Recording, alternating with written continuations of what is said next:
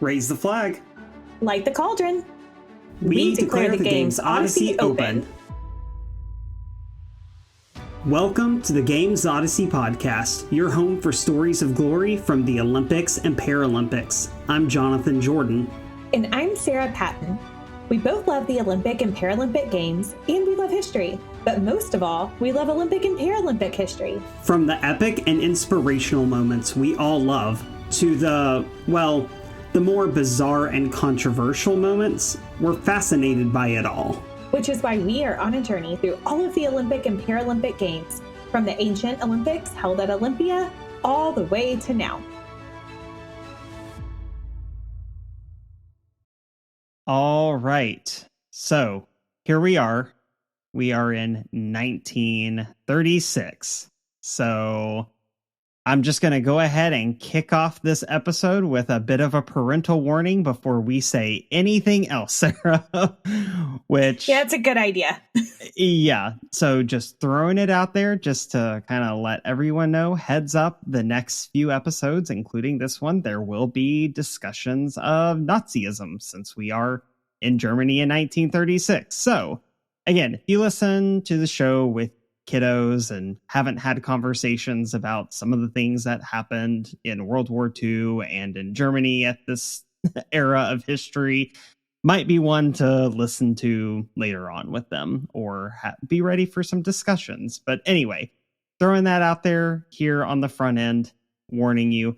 But after welcoming Germany back to the Olympics in 1928, the IOC awards the 1936 Olympic hosting duties to Germany in 1931. 2 years later, Adolf Hitler comes to power and the Nazis seize control of Germany. The resort town, Garmisch-Partenkirchen, is then selected to host the Winter Games, leading up to the infamous Summer Games in Berlin 1936, injecting their politics into the Olympic movement. The fourth Olympiad would feature some old favorites from prior games, the addition of alpine skiing to the program, and a British conspiracy in the ice hockey tournament. Now, Sarah, I'll be completely upfront and say that I knew absolutely zilch about these winter games, including how to pronounce Garmisch-Partenkirchen until starting to do the research a couple months ago. So I always have to ask, what did you already know about these games? They were a footnote in history that I knew that they existed because I've seen them listed before, but that's about it. I'm with you. I didn't know much. And to be completely honest, even though I had seen them listed, and again, I'm always outing ourselves as, or at least myself, as being very self-centered as an American. But I don't know if I ever really thought about the fact that Germany in 1936 didn't only have the Berlin Summer Games, but they also hosted the Winter Games. Like, I saw the name, seems German, but I never really read about them. Like I said, I probably stumbled across it in a book. I knew they existed. That's about all I got. So it's fascinating to me that we had two Olympics in Germany in that year. And that's part of why I think these do get forgotten about, is because everyone talks about the Summer Games 1936. I mean, we're going to have 2 episodes dedicated to those games because so much happened. You just really can't fit it into just one. And yeah, these end up kind of getting overshadowed by those games because they were such a big deal. And I hate saying it that way, that they were a big deal, but historically speaking, they were a big deal. And I think I kind of implicitly knew that these Olympics had happened, but I had never looked into any of the details of them before. That being said, I have a feeling we're not the only people in the world who have overlooked these games. So how about you give us a little bit of some highlights? Sure. Some highlights of the fourth Winter Olympiad at Garmisch, 1936. These games officially ran from February 6th to February 16th. These were the first Winter Games to feature alpine skiing events. In total, 646 athletes from 28 countries competed across 17 medal events, a substantial increase from Lake Placid. This was the first time a symbolic fire was lit for the Winter Games during the opening ceremony. So that's a big deal. Yeah. It was also the first time fireworks were used at the Olympics during the closing ceremony on February 16th. The medals awarded at these games hold the record as the largest and heaviest Olympic medals. So if you've had a chance to hold one, let us know. Yeah, I'll say I kind of want to know like how much heavier than right than the one that I have, felt. Yeah. This is the last time the Winter and Summer Olympics were hosted by the same country in the same year. And finally, due to World War II, this would be the last Winter Olympiad for 12 long years. Okay, so on that note, can you imagine waiting 12 years for the Winter Olympics? Absolutely not. We often refer back to Tokyo and Beijing, the 2020/21 and the 2022 Olympics. And right. I remember because of the COVID pandemic that the Tokyo Games were delayed a year. And that was catastrophic. Yeah. I mean, from the logistics, the fan perspective, that was pretty bad. But especially for the athletes. I know that there were some athletes that were peaking at the right time to be ready to go in 2020, and they just didn't make it in 2021. And so 1 year was bad enough. 12 years, that's just wild to think about. Yeah. Yeah. No, I think I came close to crying when I found out that they were going to be delayed. In fact, I remember at my previous job when everything started shutting down, we had not shut down yet. And I remember, passing by someone's cubicle and them saying something about like, well, next it's going to be the Olympics. And I stopped and I said, don't you dare speak those words. I did, like straight up. And then it happened and it got delayed and I was heartbroken. It was the same. It was the same way at my job that I was working at the time, as people were saying it's going to happen. And I remember when the announcement was officially made, my phone blew up, my emails at work blew up with everyone knowing. But at the same time, even though we were sad as fans, I think we all agree it was the right call for being early on in the pandemic when you consider how long this thing has gone on. So it was hard, but I can only imagine how hard it was for a lot of the athletes. Yeah. And of course, the whole reason that people had to wait 12 years is because you had a lot of really terrible, awful things happening in that 12 years. So, we do have to keep that in context that, yes, as sad as it is that the Olympics got canceled, the bigger tragedy, of course, was the loss of life. And just every kind of loss you can think of that was occurring during World War II. So, we want to keep that in its proper context, obviously. Yeah. Oh, yeah, for sure. But so let's do this. We'll take a quick little break, and then we're going to come back and give a little bit of background on how exactly these games did end up in Garmisch-Partenkirchen. Let's see how many times I can say it incorrectly. Okay.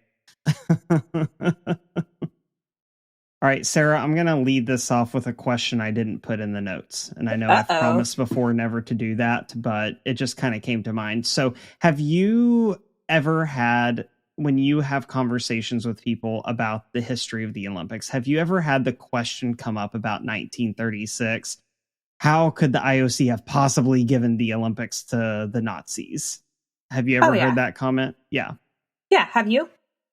Oh, yeah. Yeah, I've definitely heard it before, both delivered to me and then just in other things that I've read. People who don't dig into the background and the history of how it ended up. So here we are to explain how exactly that happened. So it can be out there and hopefully everyone understands the true story of how these games ended up happening. And also the Berlin Games, of course. because there is an overlap with these background stories. So in 1931, which again is 2 years before the Nazis come to power, the IOC gathered in Barcelona to consider bids for the 1936 Olympic Games. And their focus was on the Summer Games at this point. Really, at the end of the day, they would focus on awarding the Summer Games, and then they kind of always dealt with the Winter Games after that. And I'll explain why in just a second. So here we are. It's 1931, and the IOC decided to award the Summer Games to Berlin. And then Germany chose to exercise the option in the Olympic Charter to also host the Winter Games. So that was a rule back then, was whoever was going to host the Summer Games, if they also wanted the Winter Games, then they got dibs, essentially. And Germany, once Berlin had been announced, they said, yes, please, we will gladly take the Winter Games as well. So there were some backup bids for those Winter Games in case Germany passed on their option. The backup bids were for Montreal, Canada, and also St. Moritz. Said, yes, please, we will take it again if Germany doesn't want it. So those were the two cities that were kind of waiting to find out if Germany would exercise their option. And then in May of 1933, the German Olympic Committee announced their selection of the ski resort town of Garmisch-Partenkirchen as host, since it already had a lot of facilities available to use. And we've seen that as a theme so far with Winter Games, is the town that has the most facilities available tends to be the one that's chosen. So they really just do that same thing when they pick Garmisch. It probably also had something to do with the convenient fact that Garmisch was home to the German National Socialist Party, aka the Nazi Party. So yeah, I have no doubt in my mind that factored into the decision as well. The games were organized by the German League of the Reich for Physical Exercise. That's a mouthful. Talk about a government agency for you with a name like that. And the president of the organizing committee was Karl Ritter von Halt. Now, when IOC president Henri de Bayet-Latour, who we've talked about before, when he was traveling to Garmisch for the games, it's reported that he was shocked by signs along the road that were announcing, and I'll give another warning here for parents out there. Okay, before I actually say what the sign said, here's your warning to skip ahead if you need to. But he was shocked to see signs that read, "Dogs and Jews not allowed." Our IOC president, Henri, then met with Hitler about these signs, and he asked for them to be taken down. And it's reported that Hitler's response to him was, well, I thought it was customary that when a guest enters your home, they follow your rules. Henri, which props to him right now for what's about to happen, but Henri replied back to Hitler, look, when the flag of Olympia is flying over somewhere, we're the host, you're the guest. So after that, Hitler backed down and agreed to take down the signs. But you know, this situation definitely highlights the tension that was happening between the IOC and the Nazis. So again, for anyone out there who you say, how could the IOC possibly have awarded the games to the Nazis? They didn't. And we see, you know, Henri here pushing back and saying, this is not right. You need to take these signs down, and seeing these problems that were coming up. So, had you ever heard this story before? No. And not to jump too far ahead of ourselves, I'm a little bit more familiar with kind of how Berlin unfolded and some of the key players there, including our buddy Avery Brundage. But again, we're not. We'll get there. So I'm just going to leave it at that. But I had not heard about this conversation before. I like Henri's mindset. Yeah, I mean, I'm glad he pushed back, because I think, given the fact that, especially at this time, the IOC was very much like, oh, we're not political. The fact that he was willing to say, no, we're the host right now. You're the guest because it's our flag that's up. Like that was pretty bold on his part.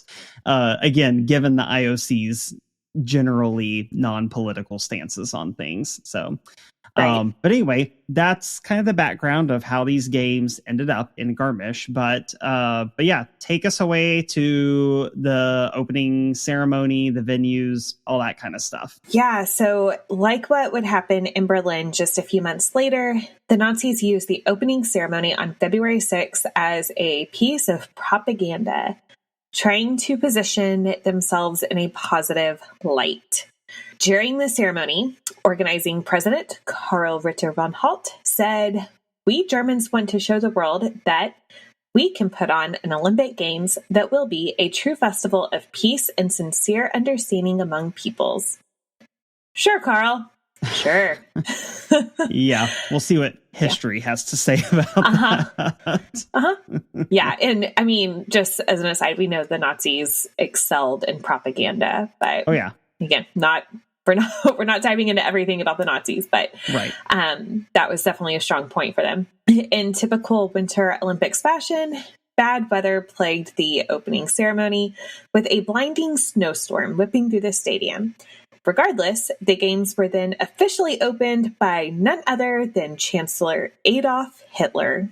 Yeah. So, I guess he's another, there's been very few heads of state who have opened up more than one Olympic ceremony. And so Hitler makes that very rare selection of individuals who opened up too. Here he is. Yep. So now, my question for you is more about, knowing how the Nazis were with their propaganda and kind of seizing the opportunity with the Olympics. What are your thoughts on, do you think the Nazis saw Garmisch as a dress rehearsal for Berlin? Yeah, I think we could say that. I also feel like it was also kind of an experiment to see how much they could get away with and how much the IOC would really tolerate. So yeah, I mean, in some ways, yes, but we know that they were just ready to push as much as they could. What do you think? I mean, I think in part it probably was, but at the same, there's also a part of me that says, yeah, but there were really only a few more months until the games, but then a lot can change in a few months. You can tweak and adjust a lot of things in 6 months. But yeah, there's a part of me that says, I do think a part of this was, hey, let's kind of, like you said, let's see how much we can get away with, and then we'll be ready for the big show with Berlin, because this is still so early on in the Winter Games history. Frankly, just not as many people overall paying attention to it like they would the Summer Games. Yeah, and now that we're having this conversation, a thought that just came to my mind is, do you think that there's a part of it where Hitler was also kind of flirting to see how many countries like this? Like, how many countries like our hatred of the Jews? And thinking of the long game here of, see, like, if I can convince this other country that we need to invade all these other countries that have high Jewish population, I mean, I know there was just so much going on. But I also just wonder if he kind of saw it as an opportunity to see who might be his buddies. Yeah, I mean, maybe. We'll get into this a little bit more with Berlin, but initially Hitler wasn't really a big fan of hosting the Olympics and was kind of dreading it because he had inherited it as essentially a problem. He had other things on his agenda, obviously. And it was really more his lackeys who said, no, this is a great opportunity for us to show the world how great we are, and to kind of, reduce some of the tension that people are feeling towards us. And then he became a fan of the idea later on. So again, we'll get into that in a little bit more detail in the next episode. But But yeah, there is a part of me that still says this was kind of a little bit of testing the waters and seeing, okay, what do we need to adjust before, everyone is watching us this summer. But anyway. Yeah. A little bit of conjecture, but fairly safe conjecture, I think, given the results. So yeah, no kidding. Let's take another quick little break, and then we will come back and chat about the events and the athletes. Okay?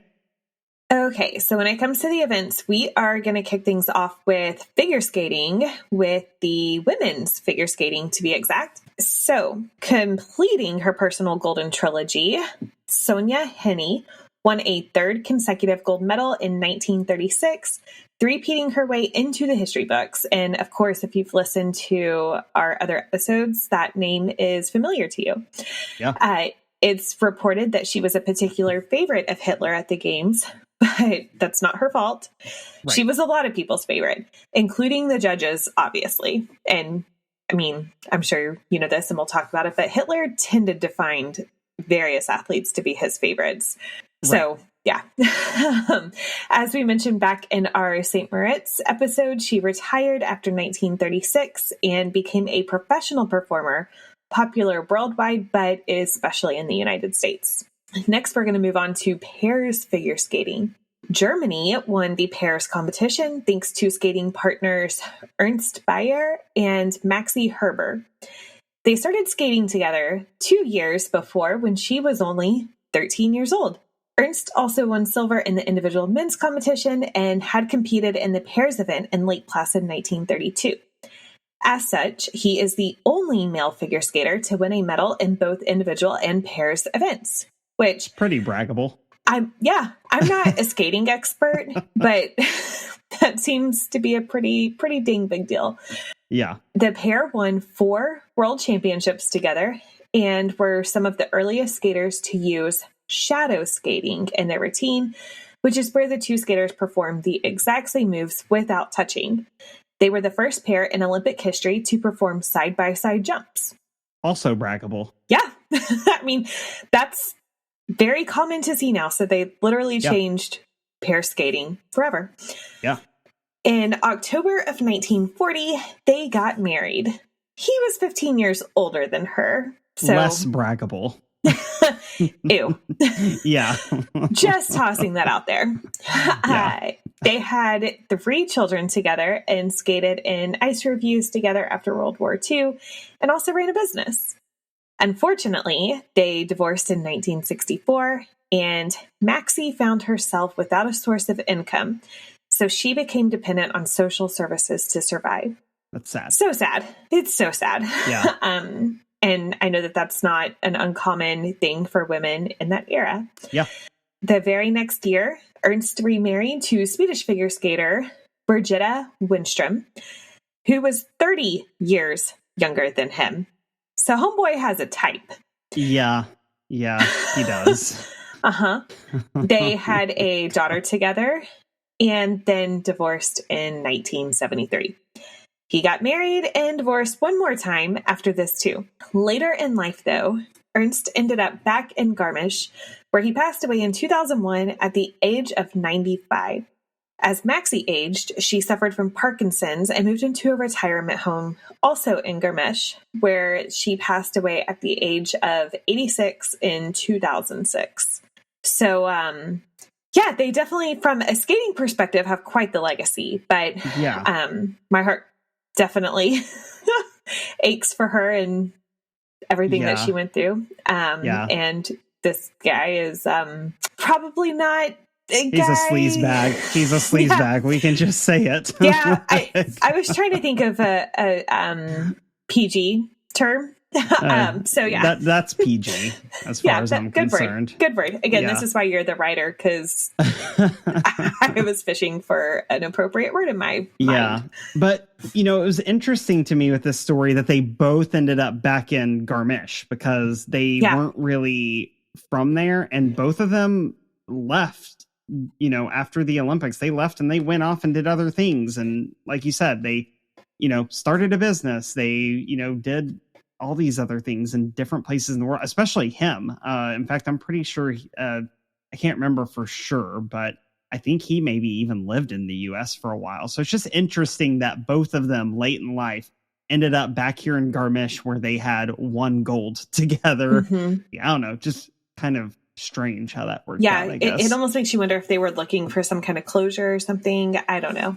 That's all speculation, not anything that we have proof of, but it is fascinating. Yeah, but I am sad that her story went as rough as it did and that she didn't have a way to, support herself after, he dumped her from the sound of it. So well, let's go ahead then and chat a little bit about men's figure skating, where in the men's individual event, Karl Schaefer of Austria defended his Olympic gold. And it should also be noted, fun fact about Karl, that he was also a summer Olympian. This was something I had overlooked when we talked about him in Lake Placid. So back in Amsterdam, 1928, he actually came in 4th in the 200-meter breaststroke. So he just missed being a summer Olympic medalist as well, just off the podium. So close. I know. That's so cool, though. Yeah. So in the end, he ended up participating in 5 total Olympic games since he did both winter and summer. So that's really, really cool that he was in that many Olympic games. Usually we only see like shooters with that kind of longevity and that many Olympic appearances. Now, he did also qualify for the 200-meter breaststroke for Berlin 1936, but while he was participating in the first ever Olympic torch relay, which we'll talk about in our next episode, he suffered from burns. And so he had to withdraw from the competition. So he did make it onto the team, but he was unable to even start because he was recovering from torch burns, apparently. That's so sad. Yeah, it is really sad. But hey, he had his 2 figure skating gold medals to comfort him, I suppose. Definitely a legend. Yeah. So after the games, he turned pro in figure skating the very next year, touring in the U.S. And then he also took up coaching over here in the U.S. Before moving back to his home country of Austria to coach there as well. So he stuck with the sport even after his competing days were over, which I always love hearing that. And then let's go ahead and slide on over to bobsled. So in 1936, we saw the addition of the 2-man bobsled competition for the first time. And the U.S. ended up winning the first gold for that event, with the Swiss in silver, and the second U.S. team won bronze. And then in the 4-man bobsled event, the Swiss ended up unseating the U.S., winning gold in a time of 5:19.85. And the second Swiss team came in second. So Swiss went 1 and 2, and then Great Britain won bronze. That's right. U.S. didn't even make the podium at all, with one team coming in 4th and the other one coming in 6th. Well, all good things come to an end, I guess. And then, we mentioned back in the highlights that we had alpine skiing added at these games for the first time. And I don't know, honestly, there's a part of me that kind of feels like they should have already been in the games before this. Do you feel that way? Yeah. And I don't know if it's just because it's such a staple sport now that we're used to it. But I'm surprised it took as long as it did. Then again, I remember this is only the 4th Winter Olympiad. The 4th. Yeah. But yes, I was surprised too. Yeah. But no, same. I still feel like this should have been there from the very beginning, but it has been there for a long time. Anyway, so we've got the first alpine skiing events ever for the Winter Games, but not without some controversy. Yikes. So, yeah, here we go.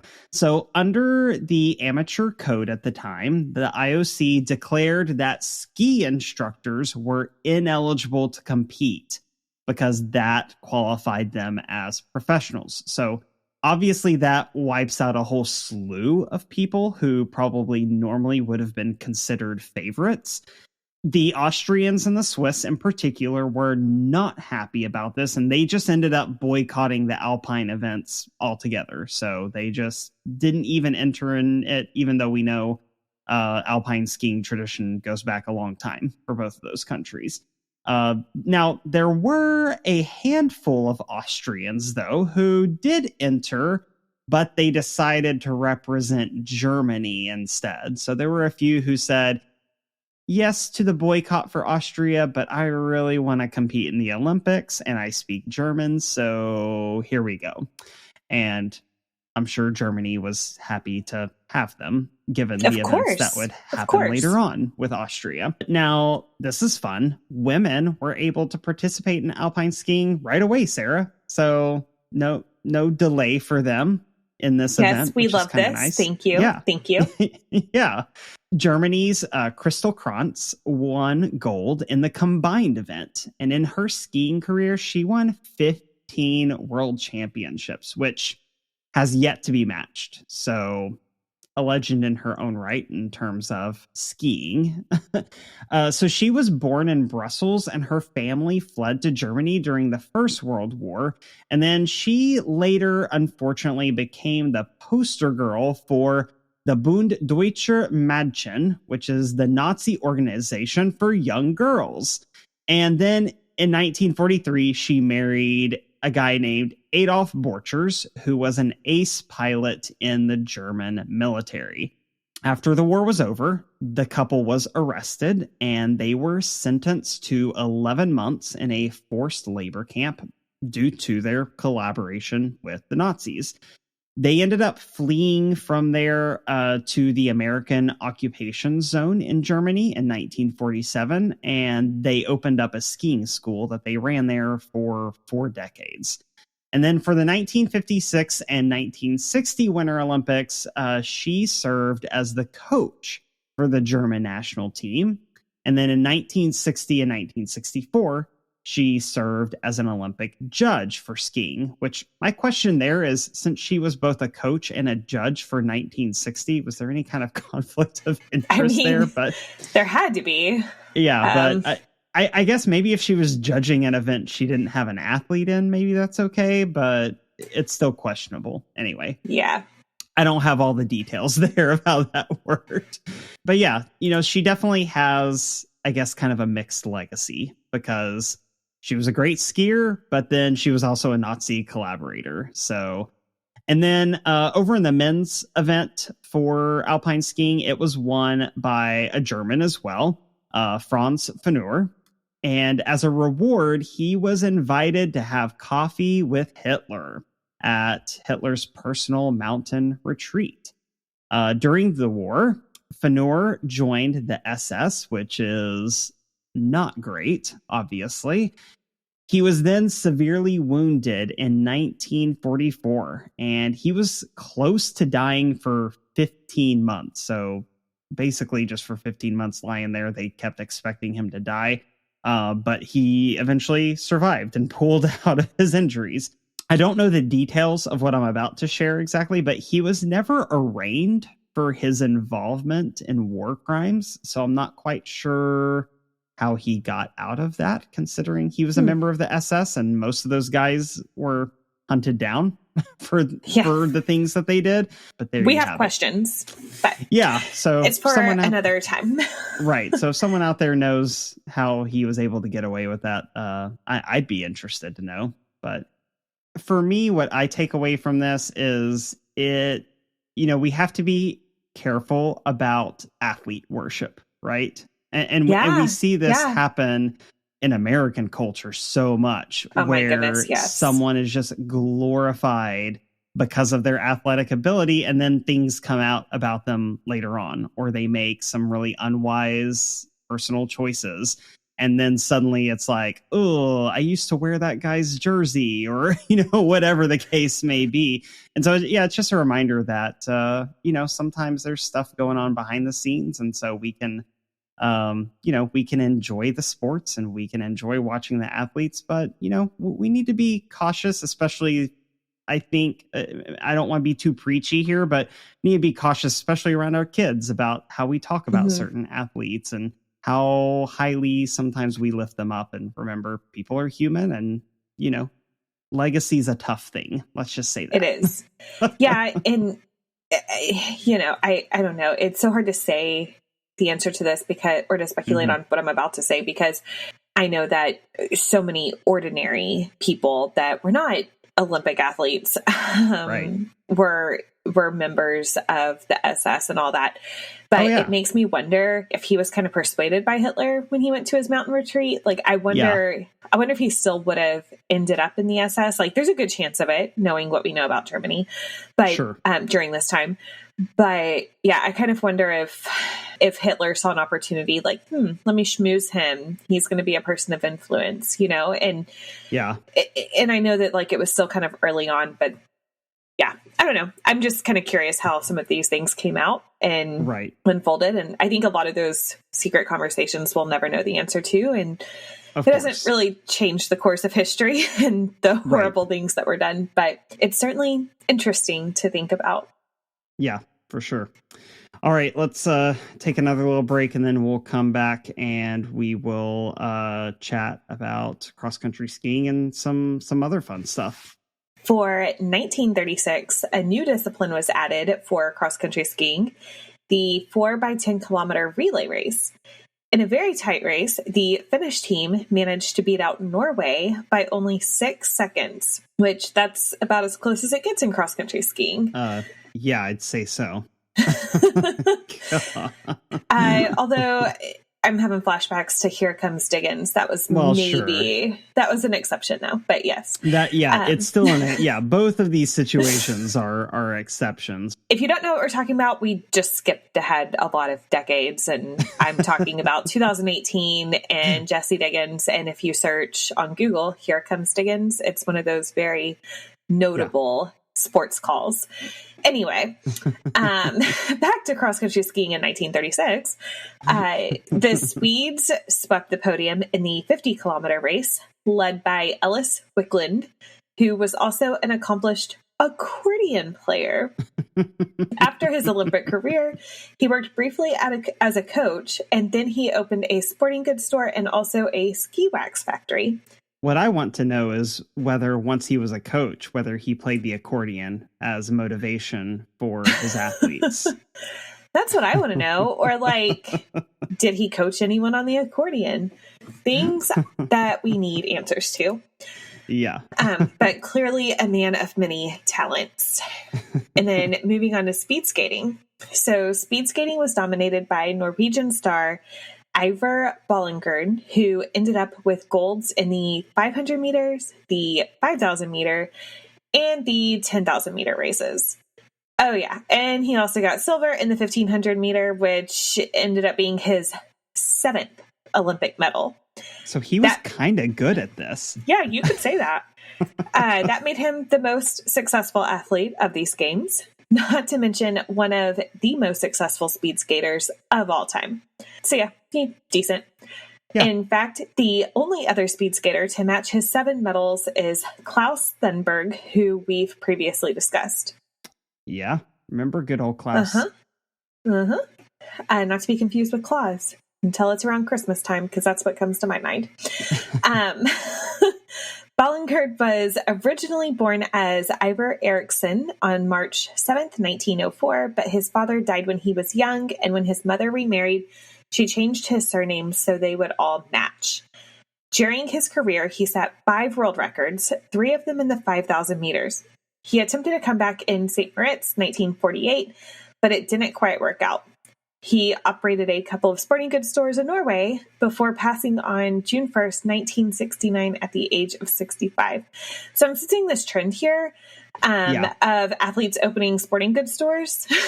Yeah, they become coaches or they open up sporting goods stores. I mean, they know their stuff. I can't blame them. Like, do what you know. This is before the age of becoming an influencer online. So right. That was how they were an influencer. So it's like, oh, you're Ivor? I am. And would you like to try this ski wax? Worked that has my face on it. Yeah, I think it's brilliant. All right, so we have to get into ice hockey because let's face it, kind of like you said earlier, there's just a dark cloud over these games. And this is just one of those kind of moments where we get a little bit of fun mixed in. Maybe it wasn't fun at the time, but it's kind of fun now looking back. So I hinted earlier that we have a bit of a conspiracy happening in ice hockey here in 1936. So for the first time in Winter Olympic history, Sarah, someone other than Canada won gold. But how exactly? Well, and as Americans, we love this, but also... Yeah. Now Sorry, that being Canada. said, Canadians, we love you. We do. It's just because we're like the younger sibling that can never win. Yeah, it's true. And I say we do win now. Yeah. But not always. It's been a journey. It's been a journey. It has been a very tumultuous journey. So anyway, we're just jealous. We own this. No, for sure. So here at these games, Great Britain pulled off a stunning upset against Team Canada when Edgar Brinchley scored the winning goal with less than 90 seconds left in the game. Okay, so let's get into the conspiracy, though. So there was this guy named J.F. Bunny. That was a nickname, apparently, but J.F. Bunny Ahern. He was the general secretary of the British Ice Hockey Federation at the time. So he had a mole planted in the Canadian Amateur Hockey Association, whose job was to collect names of Canadian athletes who had been born in the British Isles. And so our guy Bunny here then used that list to bring over 8 players to Team GB before the Winter Games. Some shady recruitment tactics happening over here. You could say that? Yeah. It should be noted that the Canadians protested this scheme, but to no avail. At the end of the day, these 8 players had British passports and had been born in Britain. And so therefore the IOC was like, I mean, if they decided they were going to play for Britain, that was kind of, at the end of the day, all that could be said about it. So yeah. The German ice hockey team, we need to talk about this for a second too, especially given the historical context of what was happening at the time in Germany. So the German ice hockey team did include one Jewish athlete, Rudi Ball, and he had also been a member of the bronze medal winning team for Germany back in 1932. So here's the deal. Rudi was not originally selected for the team because he was Jewish. Like, let's just get that out there. But star player Gustav Janeka said he would refuse to play in the Olympics if Ball was excluded. So basically he stuck up for his buddy and said, if you want me out on the ice, then Rudy's going to be there with me, and kind of, again, stood up for his friend, and it worked. So I respect it. Yeah, absolutely. So unlike what we'll see in the summer games, where there was one Jewish athlete for Germany for a very different reason, Rudy was the only Jewish athlete to represent Germany under the Nazi flag. So anyway, we're going to jump over to ski jump for a second. It was the final event of these games, and it saw a record crowd of 150,000 people in attendance, which is wild to me. That's so many people for ski jump. But it's very impressive. It is. Yeah, for sure. So the winner was a familiar name, Birger Ruud of Norway, who had also won gold back in Lake Placid, and Sven Eriksson of Sweden took silver. Now, a little bit more about Rude. In 1943, he was imprisoned by the Nazis for speaking out against them. Sounds like he was rude to them, and I'm here for it because I'm certain that they deserved it. And then he was released in 1944, and then he promptly used his newfound freedom to join the Norwegian resistance for the remainder of the war. So I like this guy. He's cool. Yeah. And then he did return to the Olympics 12 years later in St. Moritz, 1948, where he would end up winning silver in ski jump to close out his Olympic career. So good for him. Yeah, I felt like we needed to end the events for this edition of the games with a positive story. So, yeah, we like this guy. We like Birger Ruud of Norway. We're fans. We need to get our Norway flags out and and fly them in his honor. So, but it is fun to kind of hear these stories, and it's just, again, kind of setting the stage for some of the things we're going to be talking about, and just seeing how, like we saw with World War I, so many athletes ended up, of course, being in the military or being involved in resistance movements. I mean, It was just kind of, when duty calls. And I mean, and I know this is going to date this episode down the road, but we've seen the same thing happening with the war in Ukraine. Yeah. With Olympic athletes jumping in to, defend their country. So, I feel like we're beating, or especially for me, I keep beating a dead horse, but I feel like we have seen a lot of parallels. Maybe not to the same extent, thank goodness, sure. With Beijing in 2022, but then also Russia, and seeing that there's Russian Olympic athletes who have started recruiting young people to be part of like special Russian forces and stuff. It's very interesting to see some of the parallels. So yeah, and hear me out. I'm not over here saying that like World War III is happening, but just it's very interesting to look at, and how history repeats itself in a lot of ways. Yeah, for sure. So obviously we've kind of hinted at the legacy of these games a little bit already, but of course we need to discuss the medal table, because we haven't done that yet. Yes. So Sarah, what did that look like? Yeah, the games closed on February 16th with Norway winning the most medals. No surprise. 16, including 7 gold. Yeah. Sweden won 7 medals with 2 golds. Host country Germany won 6 medals with 3 golds, and Finland won 6 medals with 1 gold. As we already touched on, the legacy of these games is that they get overshadowed by the 1936 Olympiad in Berlin later that year. But it shouldn't be overlooked how international tensions and suspicions of Germany were running high at this point, and how they were using the Winter Games as a primer for their propaganda efforts for the larger, more visible Summer Games. So I'm glad that we covered these games, because obviously, even though there were some tough parts to some of the stories here, there were also a lot of great athlete stories that I had never heard before. So it kind of just felt like opening up a little treasure chest that I didn't know had been there.